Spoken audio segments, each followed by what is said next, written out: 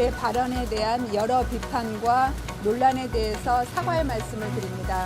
더욱 신중하게 발언할 것이며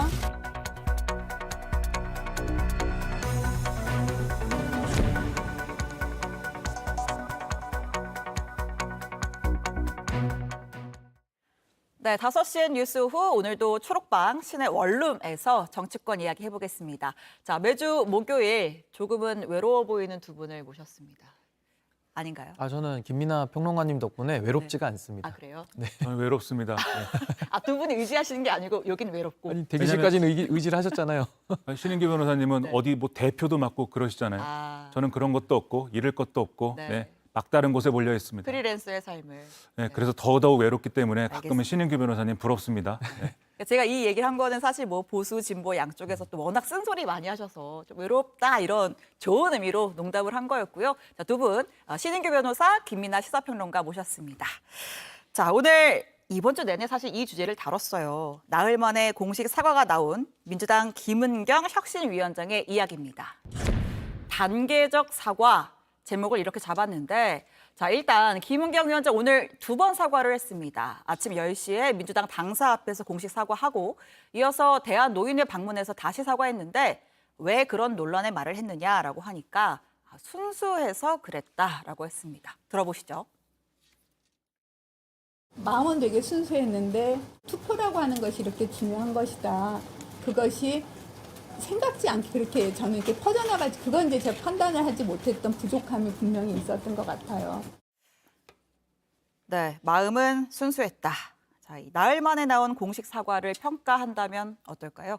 우선 저는 뭐 김은경 혁신위원장이 지금 혁신의 주체가 아니라 지금 혁신의 대상이 되고 있다라고 보여지고요. 예. 원래 사과라는 것도 보통 우리가 사과를 해야 될 때도 있고 또 사과를 받을 때도 있지 않습니까? 네. 보통 보면은 사과의 메시지가 좀 단순해야 됩니다. 네. 자꾸 이런 식으로 변명이 붙고 하면은 오히려 그 진정성이 더 퇴색될 수가 있고요. 음. 사과의 행태도 바로 잘못을 지적받았을 때 쿨하게 사과를 하면 될 일인데 이걸 갖다가 시간을 길게 끌면서 이거는 뭐 사과를 하면서도 이제 본전을 못 찾은 거 아니냐 네. 이런 비판을 또 받을 수 있기 때문에 저는 뭐 늦게라도 사과한 것에서는 뭐 의미를 부여합니다만은 너무 그 사과의 형태나 메시지가 매우 부족했다. 네. 저 그렇게 평가합니다. 뭐 쉽게 말해서 욕은 욕대로 먹고 사과를 했다. 뭐 이렇게도 볼 수가 있을 것 그렇습니다. 같아요. 네. 마찬가지로 이제 이런 사건이 불거졌을 때는 바로 사과해야죠. 예. 이거는 특정 세대에 대해서는 어떻게 보면은 그 세대의 정치적 역할이나 이런 것들을 폄하한 것이기 때문에 네.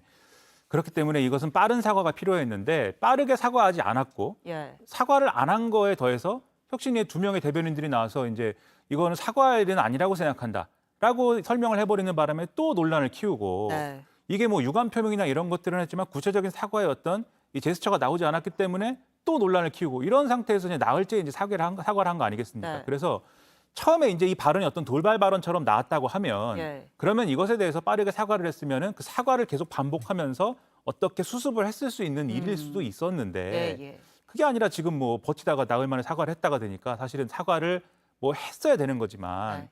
뭐 안 하는 이맘도 못한 측면도 있고 여러모로 지금 곤란한 상황을 스스로 초래한 것이죠. 네. 두 분 의견이 좀 통일되는 것 같습니다. 자, 그 대한노인회를 가서 김호일 이제 위원장을 만났는데 그 김 위원장이 좀 일침을 가하면서 뭐랄까 좀 우프다고 할까요? 좀 보기 드문 장면이 벌어졌어요. 그 장면 보면서 좀 이야기 이어가겠습니다.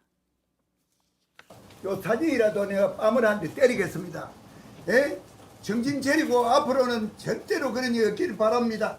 정신 차려. 네, 지금 보면은 뭐 노인들이 난리가 났다. 내가 뭐 뺨이라도 뭐 해야 뭐 직성이 풀리는데 안 되니까 사진이라도 좀 이렇게 때리겠다 하면서 김 위원장이 바로 앞에 앉아 있잖아요. 근데 저렇게 사진을 좀 이렇게 손으로 치는 모습을 보였는데 좀 이 장면을 보고 좀 과하다 이렇게 느낄 수도 있을 것 같고요.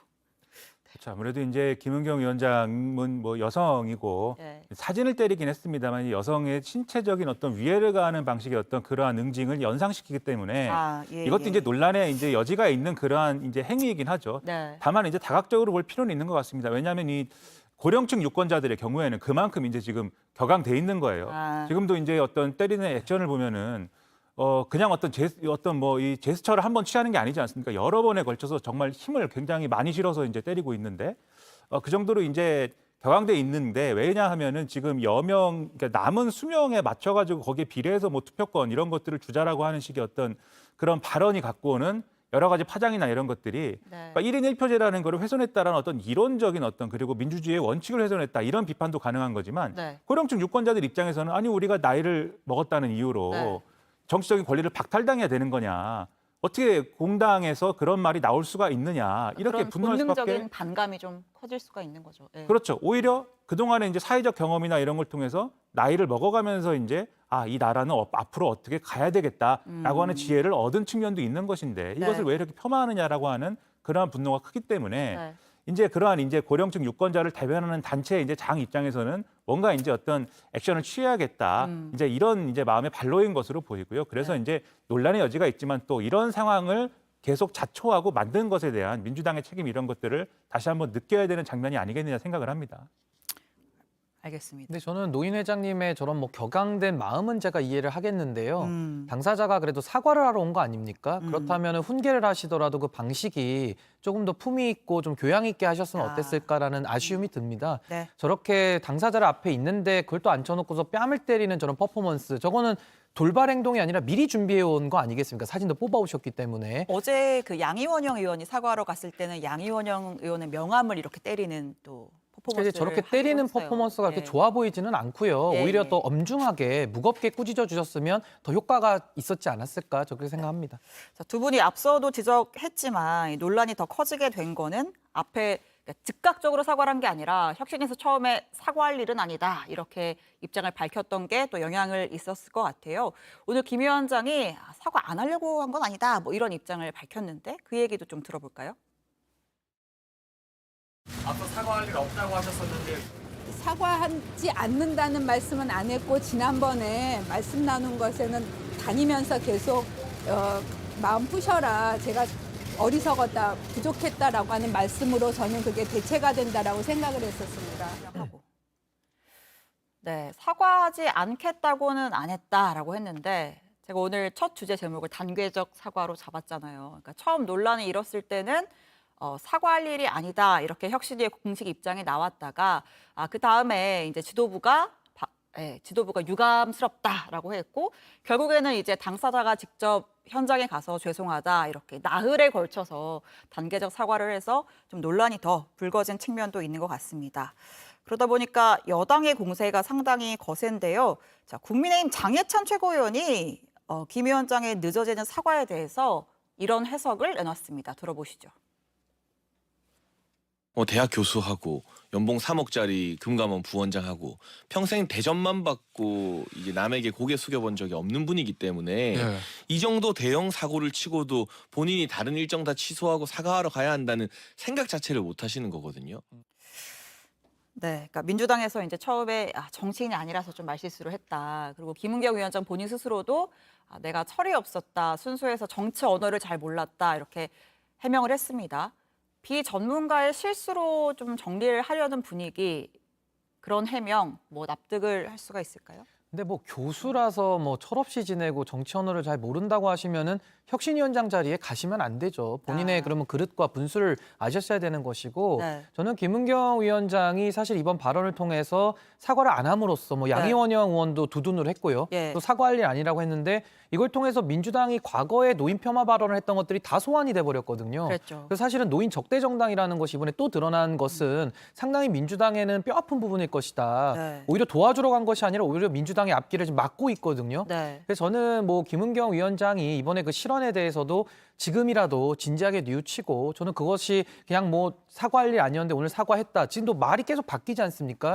이런 식으로 말장난으로 나갈 것이 아니라 정말 민주당의 혁신위원장직을 본인이 더 수행할 능력이 있는지 아니면 당에 정말 도움이 되는지를 좀 진지하게 고민을 해보실 때가 되지 않았는가 그렇게 생각을 합니다. 그럼 뭐 한 발 더 나아가서 뭐 직을 좀 내려놓아야 한다까지도. 그러니까 오늘도 뭐 혁신의 의지는 뭐 멈추지 않는다 이러면서 마치 무슨 드라마 명대사 같은 걸 자꾸 하시는데 그런 식으로 한다고 해서 권위가 생기지 않거든요. 그러니까 지금 본인이 혁신위원장으로서 당에 가장 뼈아픈 부분을 치면서 당을 황골탈퇴시킬 수 있을 만큼의 역량, 그 의지, 능력이 없다면은 이런 식으로 실언만 하면서 사과에서도 자꾸 문제를 일으키는 이런 태도로는 저는 혁신위원장에 맞지 않는다 그렇게 생각합니다. 김 평론가님은 어떻게 보시나요?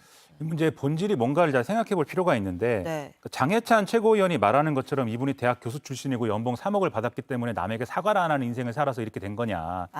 또 김은경 혁신위원장 본인이 얘기하는 것처럼 교수라서 철이 없어서 정치원을 잘 몰라서 이렇게 된 거냐.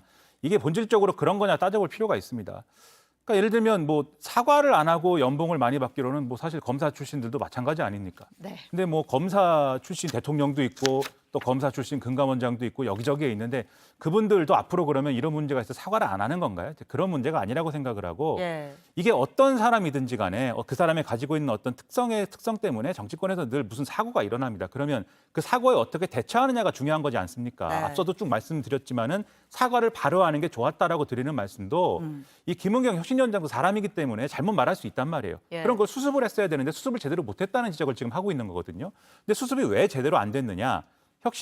민주당의 혁신위가 당내 기반이 그렇게 뿌리가 깊고 단단하지 않습니다. 네. 그런데다가 그동안 이 혁신위를 구성하는 과정과 이재명 대표에 대한 사법 리스크의 논란이 있었기 때문에 외적으로도 지금 취약하지 않습니까? 네. 그러다 보니까 혁신위 입장에서 혁신위가 이게 뭐 사과를 하고 잘못을 인정하고 뭐 이렇게 되면은 우리가 밀리면 밀리는 것이고 혁신위가 밀리게 되면 앞으로 혁신을 할 수가 없어. 이렇게 생각하기 때문에 지금 사과를 바로 하지 않고 그 사과할 일이 아니다 이렇게 넘어가려고 했던 거 아니냐라는 의심을 갖고 있거든요, 저는. 이 혁신위를 구성하고 있는 분들이 지금 뭐 본인이 얘기하는 것처럼 정치권 인사들이 아닙니다. 그중에 교수 출신도 있고 뭐 기자 출신도 있고 한데 외부 인사들이 많죠. 그렇죠. 이분들이 뭐 신문에 칼럼도 쓰고 이런 분들이에요. 네. 훌륭한 분들인데 나름대로. 네. 그분들이 밖에서 신문에 칼럼 쓰고 이럴 때는 정치권에서 일어나는 사건들 그리고 정치인의 이상한 행위들에 대해서 굉장히 한심하다고 생각했을 겁니다. 근데 지금 정치권에 들어와 보니까 네. 실제로 혁신이라는 것을 맡아서 해보려고 하다 보니까 그 당내 질서라든가 정치 환경 때문에 그 한심한 정치인의 모습 그대로 지금 되는 거거든요.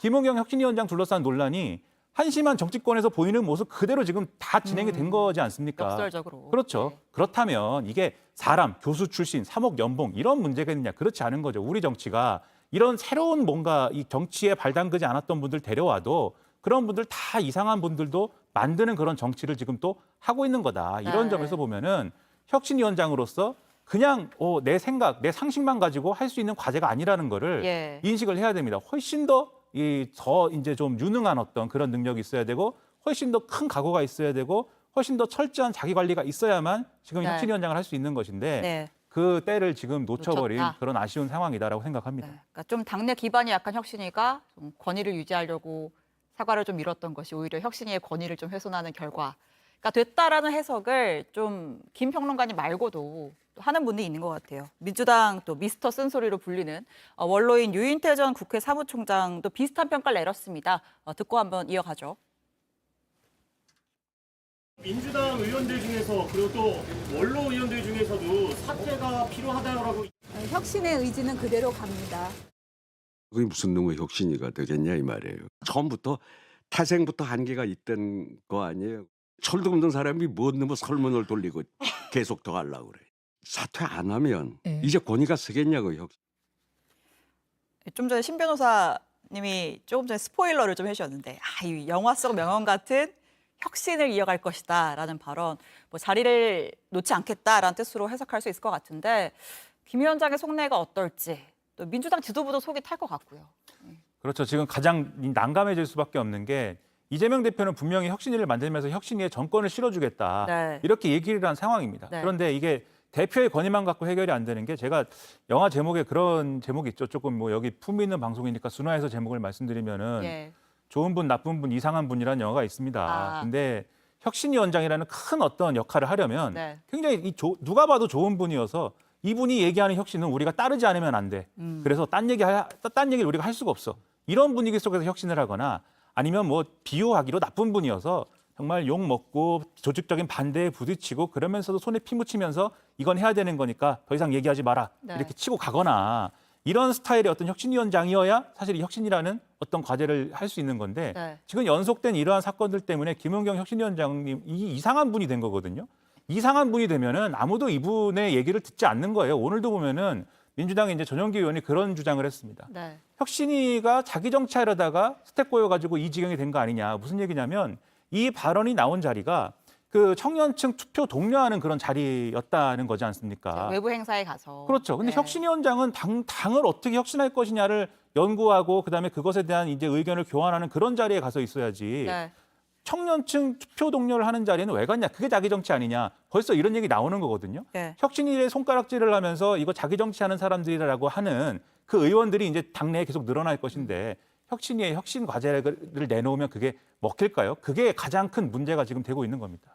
그러다 보니까 지금 또 뭐 국민의힘에서는 뭐 현대판 고려장을 민주당이 뭐 하고 있다 이렇게 오늘 백드롭까지 걸어서 아주 또 세게 공세를 이어가고 있는데 지금 이재명 대표가 휴가 중이잖아요. 휴가 중이면서도 이 혁신이 어떻게 좀 헤쳐 나가야 할지 골치가 아플 것 같아요. 근데 네. 건의는 스스로 세워 나가는 거다 저는 이렇게 생각하고요. 네. 아까 방금 유인태 전 총장님의 말씀은 지극히 상식을 지금 말씀하고 계신다. 근데 네. 민주당이 그 상식에 못 미치는 것이고요. 김은경 위원장이 하려던 말의 뜻을 잘 곱씹어 보면 미래 세대가 정치에서 배제돼 있다. 그러니까 미래 세대의 정치 참여를 더 독려하고 싶다 이 얘기 아닙니까? 근데 네. 그걸 왜 반대로 노인 폄하 발언으로 이어집니까? 차라리 젊은 세대들이 마음껏 정치할 수 있도록 국민권 휴직제를 도입한다든가 아니면 선출직에 대한 총량을 좀 제한하는 입법을 한다든지 아니면 원외의 정치 신인들이 정치 들어오기가 상당히 어렵거든요. 네. 그 문턱을 낮춰주기 위한 여러 가지 제도적 방안들이 이미 민주당 안에도 있을 거예요. 좋은 얘기 할 거 많은데 근데 이런 얘기들을 좋게 얘기해야 되는데 그거를 완전 아다르고 어다르다고 그런 식으로 폄하 발언을 하면은 이거 정치를 하실 자격이 없는 게 이번에 드러난 거 아니냐. 네. 겸허히 받아들이시면 좋겠습니다. 알겠습니다.